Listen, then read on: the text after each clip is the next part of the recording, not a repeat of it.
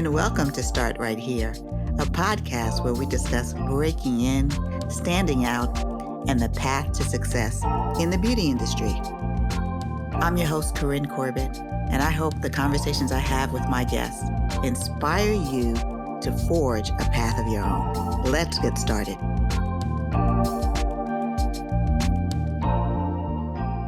So today I'm really excited to welcome Jazmin Alvarez, who is a photo producer turned clean beauty entrepreneur. And we're going to hear more about her journey today. I'm so excited to have you here. Welcome, Jazmin. Thank you. I'm so happy to be here. So, Jazmin, can you give us your 30-second bio? Sure. So my career actually started off in fashion. I started off as a model agent and then pivoted into casting and production. And I ended up launching Pretty Well Beauty in January of 2019 after experiencing some frustration as a consumer, as just a clean beauty consumer, which I'd been an advocate for at the time for many years. And I decided to launch this business just from my own frustration and a little bit of white space that I saw in the market. And it was definitely a big leap of faith after coming off of a career that spanned almost 15 years. Was the beauty industry a destination or a detour for you? It was absolutely a destination. I had been wanting to pivot from fashion to beauty for a really long time, but was coming across quite a few roadblocks, which I was really surprised by because fashion and beauty are so closely connected. They're basically siblings. But for some reason, I had a hard time finding a position in-house with the beauty brand full-time. I did some freelance beauty production. I produced and cast the Fenty Beauty digital launch back in 2017. That's amazing. Yeah, I knew it was going to be big. I didn't realize it was going to be that big.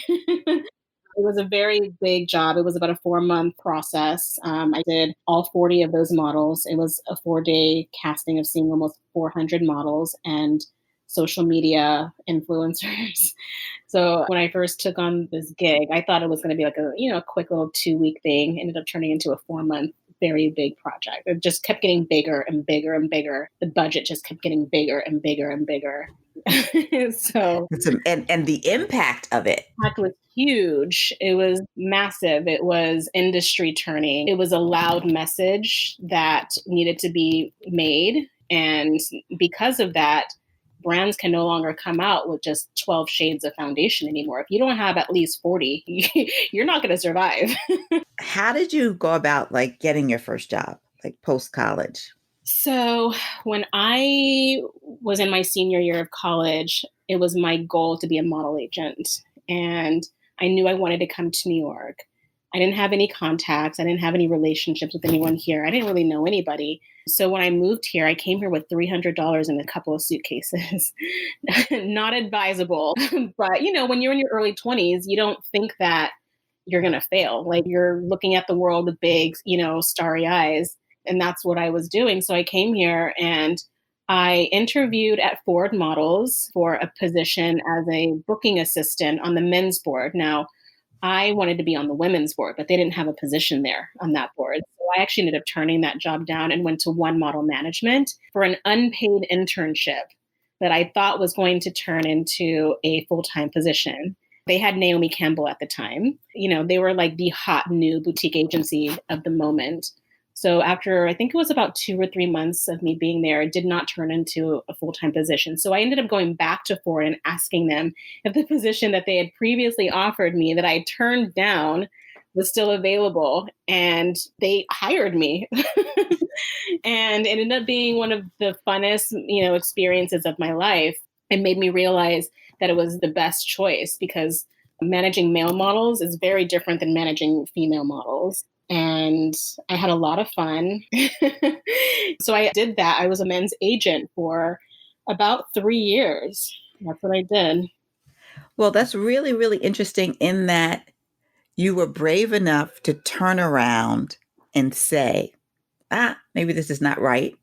Let me go back to these people and just ask, because I think a lot of people are afraid to go back and ask the question.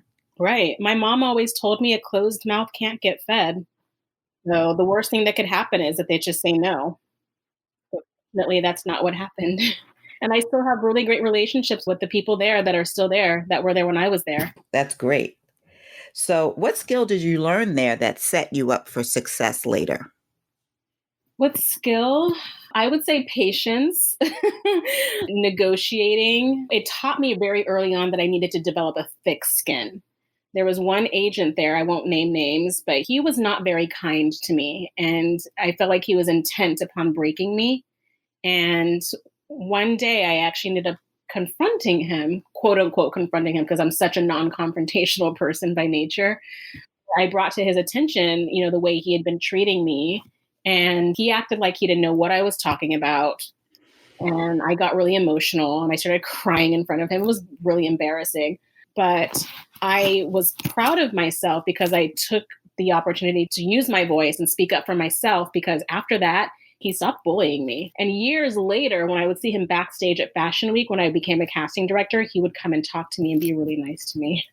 Well, I think this story is really important in the situation we're in today, where a lot of Black and Latina and women of color coming forward with stories about being gaslit at work, experiencing microaggressions. And a lot of that happens in silence. Like, you don't tell other people.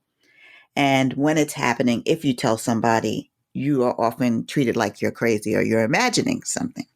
So it was really, really brave of you to confront, not that it was like a fight or anything, but bring it to his attention and nip it in the bud.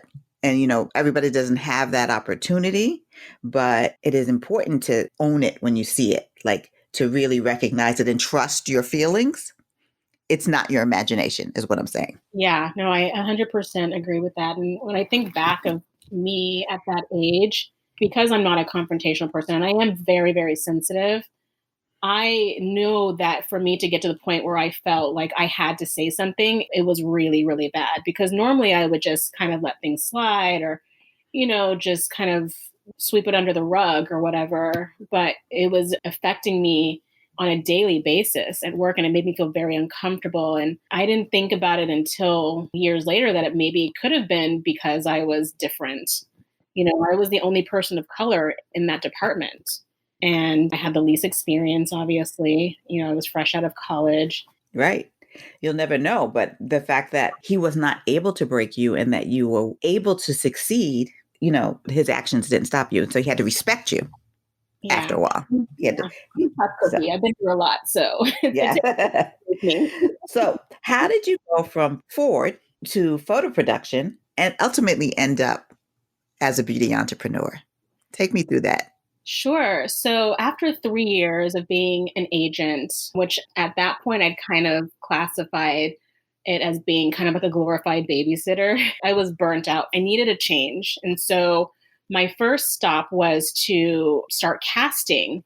I had already had relationships with a lot of the casting directors because I had been working with them as a model agent. So I just simply reached out to the ones that I felt closest to and asked them if they would ever consider hiring me as an assistant. And so a couple of them did. And so I got to assist them on various things, from editorial shoots, casting models for that, casting models for advertising campaigns, and then casting models for different designers that were showing during New York Fashion Week. And one of the casting directors that I worked with on shows for Fashion Week, she and I worked together, I think, on 2 or 3 different seasons, casting models for about 5 different shows. And she had a baby, and she and her husband ended up leaving to move to Westchester. So she actually gave me all of her clients. So she gifted them to me, and I ended up taking over. And that's how I really started as a casting director. So I was casting for Betsy Johnson, for Tracy Reese, for Christian Siriano. But in the off season, I would do other sort of freelance gigs. So one of those gigs was working as a studio manager for a photographer named Fadil Barisha. He's not a fashion photographer. He's more of like a personal portraits photographer. He also shoots a lot of the Miss USA and Miss America pageant girls. That's like what he does. But he took some personal portraits one day of the wife of the owner of Rolex. And so when the owner of Rolex saw the photos of his wife, he loved them so much, he asked Fadil to shoot the campaign. And so he was like, oh my God, I'm going to be shooting the Rolex campaign. I need hair, I need makeup, I need a model, I need stylist, blah, blah, blah. And he wanted me to do this. Like he wanted me to organize getting all these people. And I had never done anything like that. I didn't even know what I was doing was called production either. I don't even remember what I was saying to agencies over the phone to get them to, send me artist portfolios or suggestions. Or I was so green, but I figured it out. I ended up booking the stylist, the hair and makeup artist. We got the model, Carmen Delafiche, the iconic, I know Carmen. And I remember being there on set the day of the shoot and watching. And I was like, oh my God, like I did this, like I organized this. And so the feeling that I got from that made me want more of it. So I started seeking out production. And again, I didn't know what I was doing was called production. So I remember just cold calling different places saying, hey, do you guys need help organizing photo shoots? Like so embarrassing when I think about it. But I didn't know, like I had no idea like what this was. I didn't know anything about it. And the thing about production is it's not one of those things that people really teach you. You get tossed into the deep end and you either sink or you swim. And one of the places that I had ended up calling was Art and Commerce, the agency that represents like Steven Meisel and all the top fashion photographers. And they had a producer that was away on maternity leave. And I interviewed with them and I ended up getting the job. So I was working on production for Vogue and Prada and Balenciaga and all these major projects, Steven Meisel and Sebastian Fena and Craig McDean. And I had less than a year of experience doing production. So this was a real sink or swim moment. This is where I learned how to be a producer because the way they operate and manage all of their productions is to such a high level of professionalism that I've never experienced anywhere else in my entire career after that. Every single minute detail is looked over by multiple people. Everything down to the size of the font, the type of font, like everything. It was such a well-oiled machine. And I learned so much there. And I credit my experience of being a photo producer there to set me up for all the successes that came after that. Oh, that's great. So why the pivot to clean beauty? So I had started using clean beauty probably about 8 or 9 years ago. And this is before clean beauty was even a term. And the only options you really had to find these types of products were in like health food stores or maybe Whole Foods or something like that. It wasn't mainstream like it is today. And so when there was a store that opened up in the West Village. I don't know if I should mention it, but you can feel free. I mean, it's fine. So there's this store. They actually they're now closed permanently because of COVID, but they were there for about 5 years called Cap Beauty. When they announced that they were opening up their store, and I was like, oh my God, yes, finally there's like a place that I can go to where it's like all clean beauty. I don't have to go to like multiple different places and like search and like research and like do all of these legwork that I had been doing to find things that were actually clean and were safe for me to use. Now there's going to be a place where all of that's there and it's like I don't have to worry about it. So when they opened, I went to the store and I left completely deflated, feeling very much like a fish out of water. Customer service was terrible. They treated me like I didn't even exist. Because I went there a couple of times. But the first time it's like, okay, maybe it's an off day, whatever.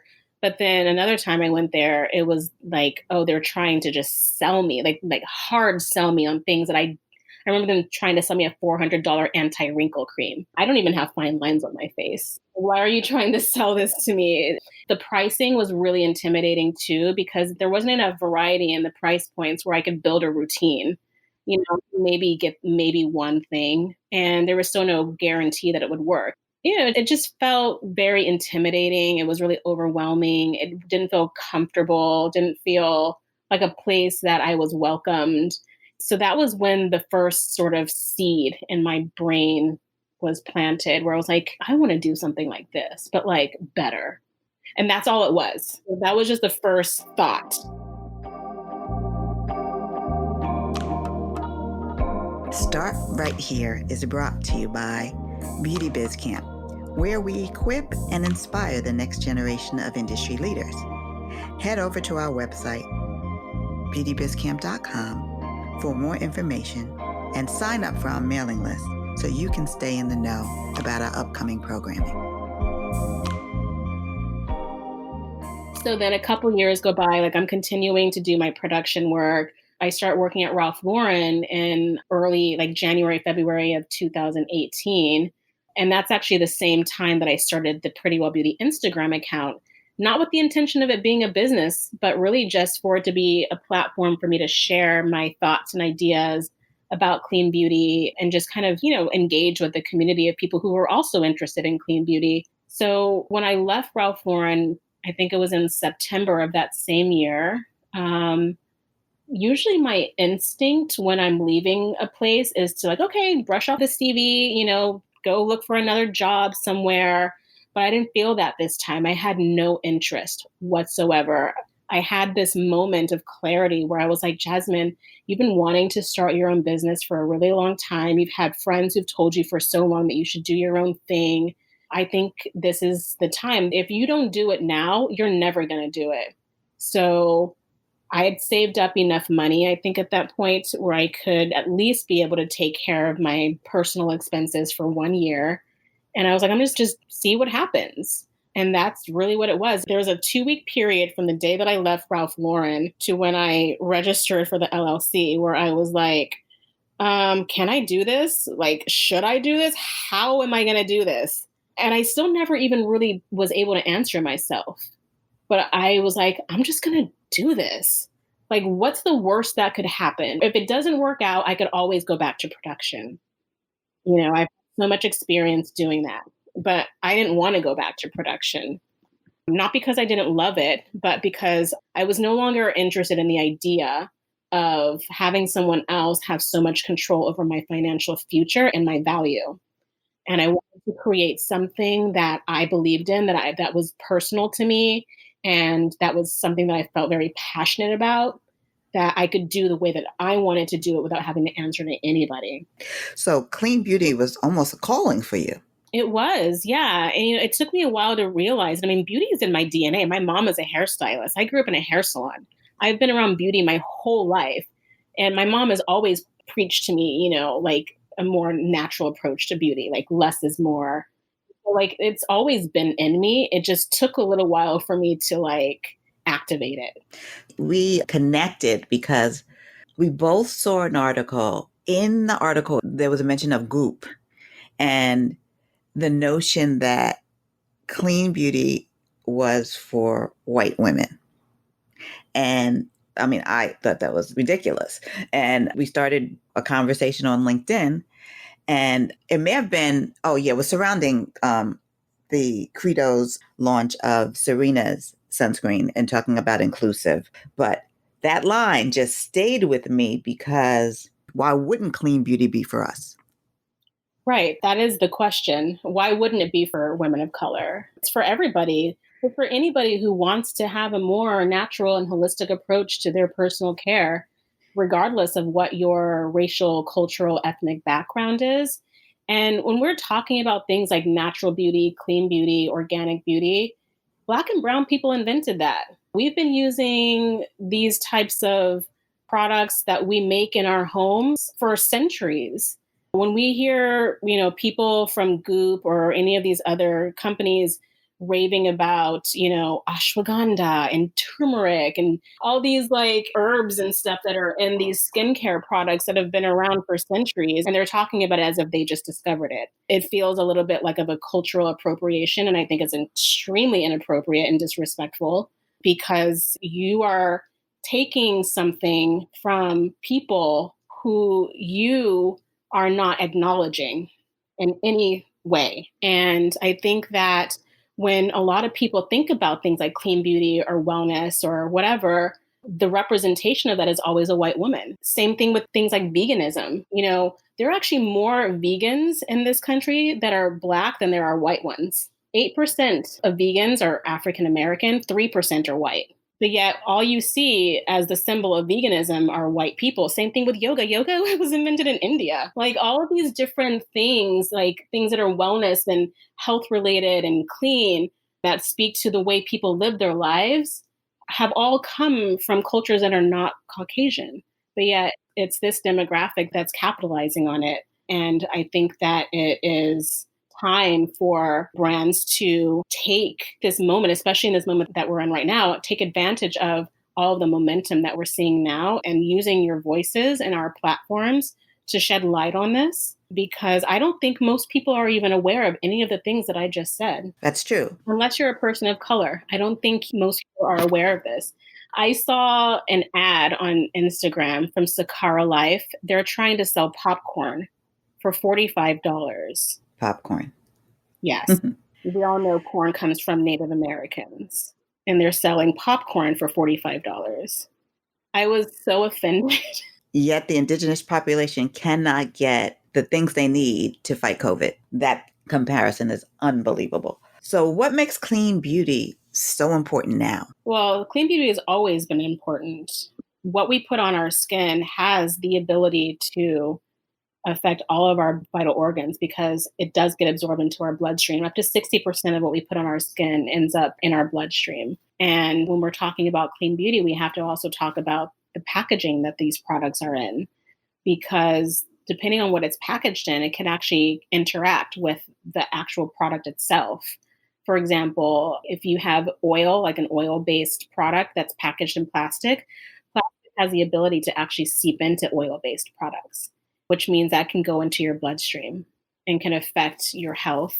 And plastic is also really hard on the environment too. It takes a long time for it to decompose, if at all. So yeah, clean beauty, it's important because traditional beauty, there are so many toxic and unknown ingredients that have direct impacts on our health.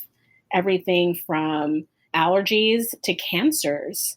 There's neurotoxicity reports of using products that have certain ingredients in them. Delayed fertility. There's so many different things that these toxic ingredients have in them that are affecting our health. And the products, specifically hair care products that are marketed towards Black women, have the most toxins in them of anything. Yeah, there's no denying that. There have been lots of reports about that.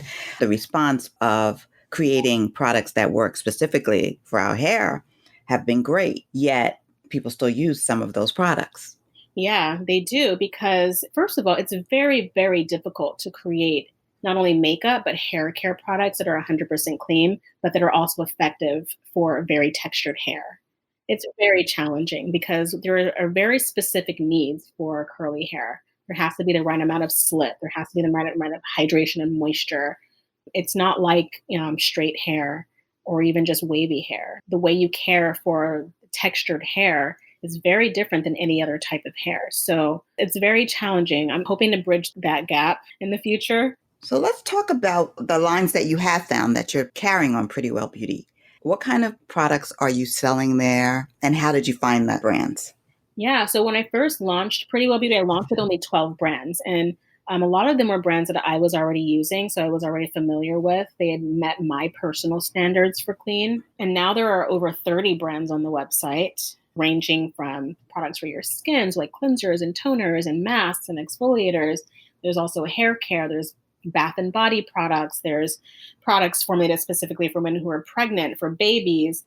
There's also a wellness section, so you can find things that will support your inner well-being. So like super powders and adaptogens and things like that, teas, different tinctures and elixirs. So I go through a pretty extensive vetting process when I am considering a brand for Pretty Well Beauty. It takes about 6 to 8 weeks. So in the beginning, it was a lot of me reaching out to brands and introducing myself to them and seeing if they would be interested in allowing me to carry their products at prettywellbeauty.com. And the response was very positive.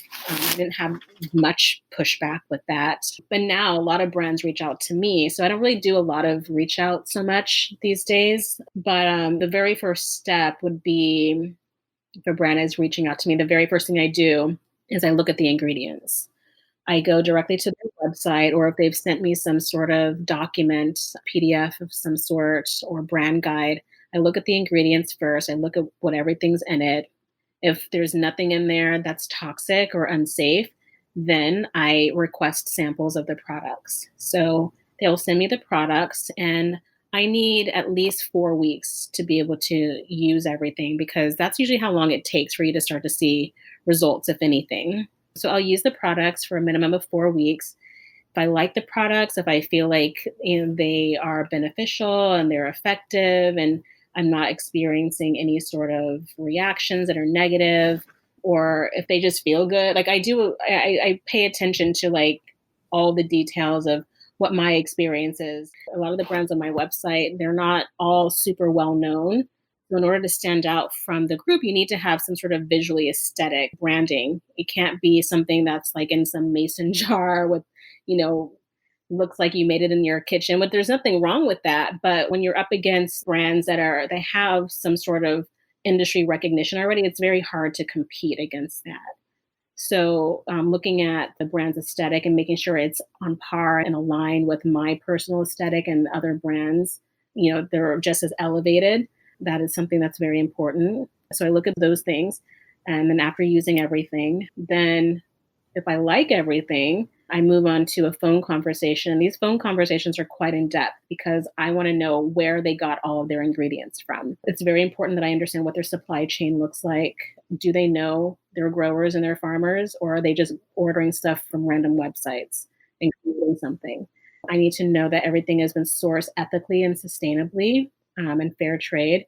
And then we talk a lot about the packaging. I want to know what the packaging is made of. Like, where did you get it from? What is the facility like? What are their standards?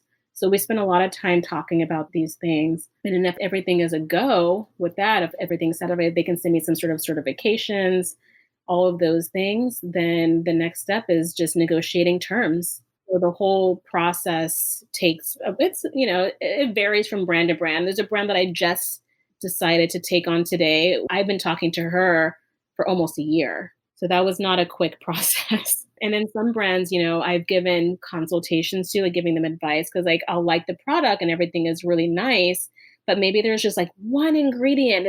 Sometimes there's this one thing that's preventing it from being great. And so I'll share that with them, and it's up to them to do with that information what they will.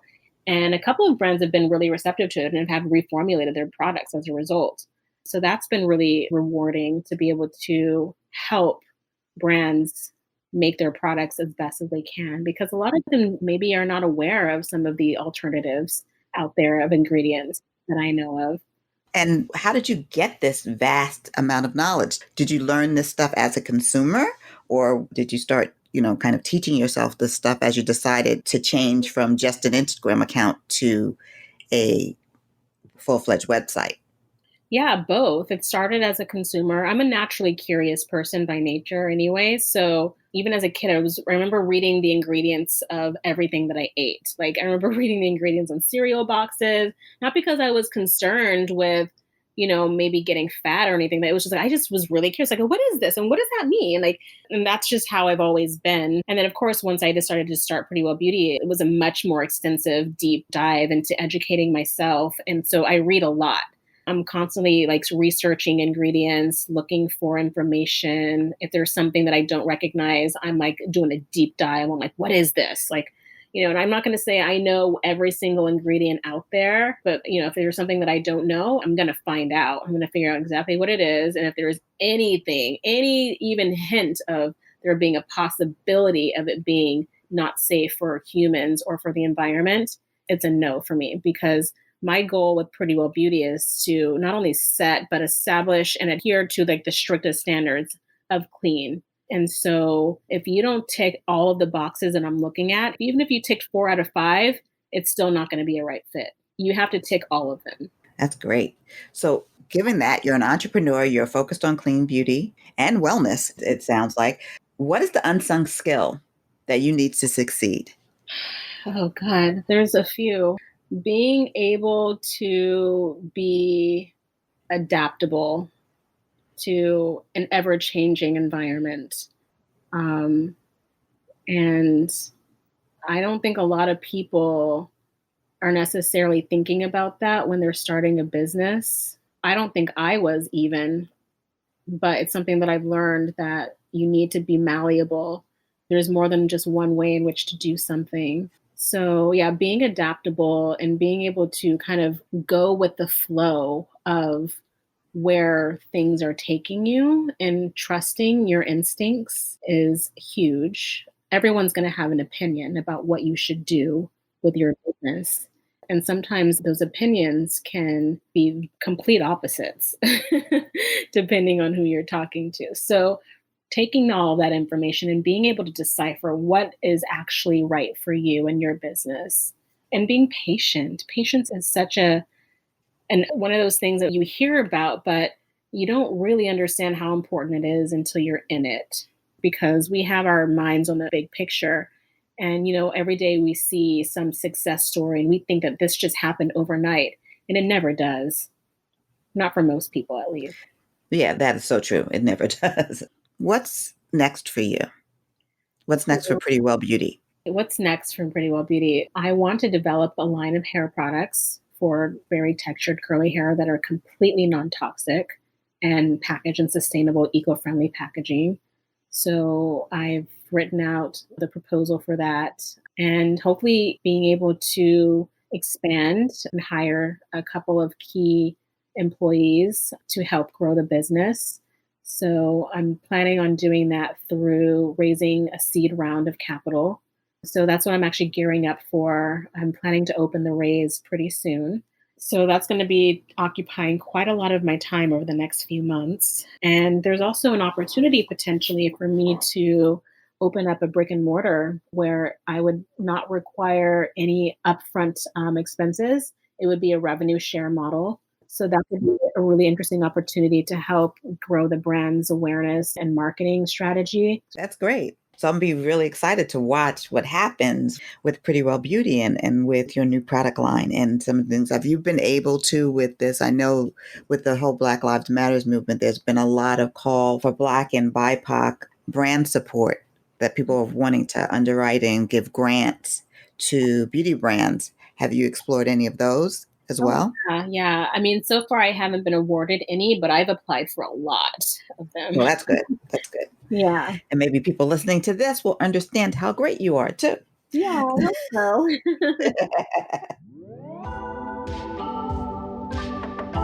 Now let's move on to our fast track questions.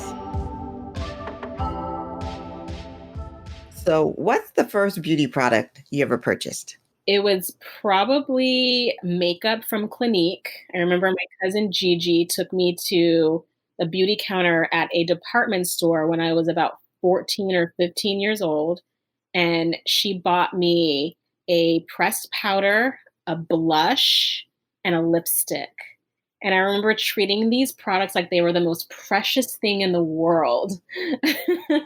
That was my very first beauty purchase. So what is the latest? I mean, you're trying beauty products all the time. So what's the last beauty product you tried? Oh my God. There's a lot. I'm simultaneously trying products. I just took on a brand called Ilera Apothecary, which is a Black-owned, founded company. The founder is Nigerian woman. And I really love her products. The range that she has is really impressive too, because it's not just things for the face. She has products for the body. She has oral care. She has products for men and for babies and for pregnant women. So it's a really great line. It's a really great price point too. Like there's nothing really over $30, which is awesome. So it's really accessible. And she's done this using all organic and very high quality ingredients. The hero ingredient being shea butter that is sourced directly from the belt of Africa. So I'm really enjoying her detox facial cleanser and the oil rinse. Those are probably like two of my favorite products from her. But then there's also this brand. I don't carry them right now, but I'm in the testing phase. It's called Euphoric Apothic. They have 5 products. I'm obsessed with their Snow Cloud, which is a aloe vera based moisturizer. And then they have these crystals that are vitamin C and MSM that you dissolve in water and you apply to your skin directly like a toner. It's so fun. It's like, I just love everything that they've done. And then right now I'm using a facial oil from this brand called Taza, Taza. The founder, I actually know her because she's in this cohort that I'm a part of called Project Entrepreneur, which is furnished by the Female Founders Collective. So she's got this great Ayurvedic blend of facial oil that I've been enjoying. That's great. I'm not familiar with any of these brands and I'm a beauty junkie. So this is great. So I can't wait to check them out. What's the best beauty advice you either live by or leave alone? live by is keep your hands off your face always, unless you're washing it. And less is more. And you need to wear sunblock 365 days a year, regardless of what your skin color is. What I leave alone, retinol, anything that's really harsh, anything that has any toxins in them, obviously, injectables. No judgment on people who are getting Botox, but I believe in aging gracefully. And I feel like I don't have any fine lines or wrinkles yet, but when I do, I feel like they're going to be there for a reason. They're going to be a part of my story. And chemical relaxers. Yes, leave them alone. Yeah. So who gave you the best career advice and what was it? This is a good question. My friend David, who's also an entrepreneur, he's the co-founder of a music tech company. He has been really influential throughout my entire journey, and he's given me a lot of advice. One of the ones was actually kind of a little bit of like tough love. I had a bit of a moment where I was feeling down and sorry for myself because I had hit what I felt at the time to be like a roadblock. I was just really frustrated that my business just wasn't progressing the way that I thought it should have been. And he was like, you know what? Not everybody's meant to be an entrepreneur. Maybe this is not for you. And that pissed me off. That reignited the fire inside of me because I'm a fighter. I'm a survivor. So you tell me I can't do something and I'm like, well, watch me do it. Yes. Oh, that's great. I don't know if that was his intention when he said that to me, but that's what I received. Yeah. And it kept you going and thinking bigger along the way as well. Are you a mentor or a mentee? I'm both. I'm absolutely both. And I love meeting young entrepreneurs. And I say young as if I'm like not like I'm some super seasoned one. I'm only like a year and a half into this, but I feel like I've been doing it so much longer and I've learned so much. So when I meet someone who's just starting out, or maybe they haven't started yet and they have an idea, being able to give them advice that I've learned along the way, being able to introduce them to people that I think might be able to help them is so rewarding for me. And then seeing them come back and like telling me updates about, you know, where they at with things is like, oh, it's one of those feelings, like you can't buy that feeling. Yes, definitely. What makes a brand memorable to you? This is the last question. What makes a brand memorable to me? I would say the story.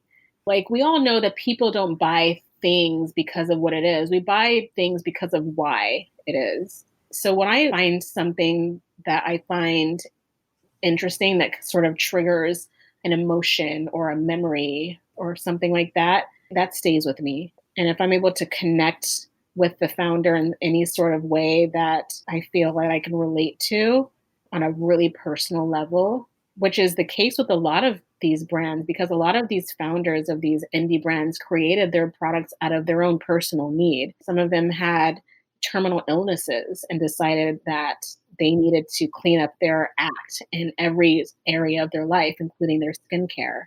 So they decided to create their own. That's really inspiring to me when I hear things like that. People who are breaking boundaries and not letting people define what beauty means to them because it's so subjective. I find that to be really inspiring. And you know, having something that's visually appealing, like something that catches my eye right away. Their colors or their packaging or even their fonts. Like there's so many different opportunities to be able to attract the eye. And I'm very visually driven. I'm a Libra, so I'm very attracted to all things that are beautiful and sensorial. So yeah, I think any combination of those elements is what really makes a brand memorable to me. Great. So can you give our listeners your social handles and the website address? We'll include it in the show notes, but I just want to make sure that we have it recorded as well. So on Instagram and Facebook, it's at Pretty Well Beauty. On Twitter, it's Be Pretty Well, so B-E, Pretty Well. And the website is prettywellbeauty.com. Jazmin, I can't thank you enough for taking the time to talk to me about your journey. It's really inspiring for anyone who wants to be an entrepreneur. anyone who wants to do any of the things that you've done, casting director, model agent. And it is an inspiring, like, you can do something. Just because you might not have all your ducks in a row does not mean things will not happen for you. Coming to New York with $300 in 2 suitcases is like a boss move right there. It's a risk, but without a risk, there's no reward. So, absolutely. Yeah, I couldn't agree more. Absolutely. I think my biggest takeaway or advice that I could give to someone who is thinking about embarking on either just a new career or entrepreneurship specifically is find something that you would do for free. Because if you're in it just for the money, you're going to be miserable. that's a word right there. You got to have passion, and you may be doing it for free for a while if you're an entrepreneur. That's the bottom line. I'm still doing it for free. I still don't have a paycheck yet. Right. Yeah. So loving it and investing your time. Yes, money is important, but it's not the be all end all. So with that, we say thank you again, Jazmin, and we look forward to following you as you build this brand. Thank you. I'm excited to have you along for the ride. That's our show for today. Remember that there's more than one way to the top, and the most important step is the first one. So start right here.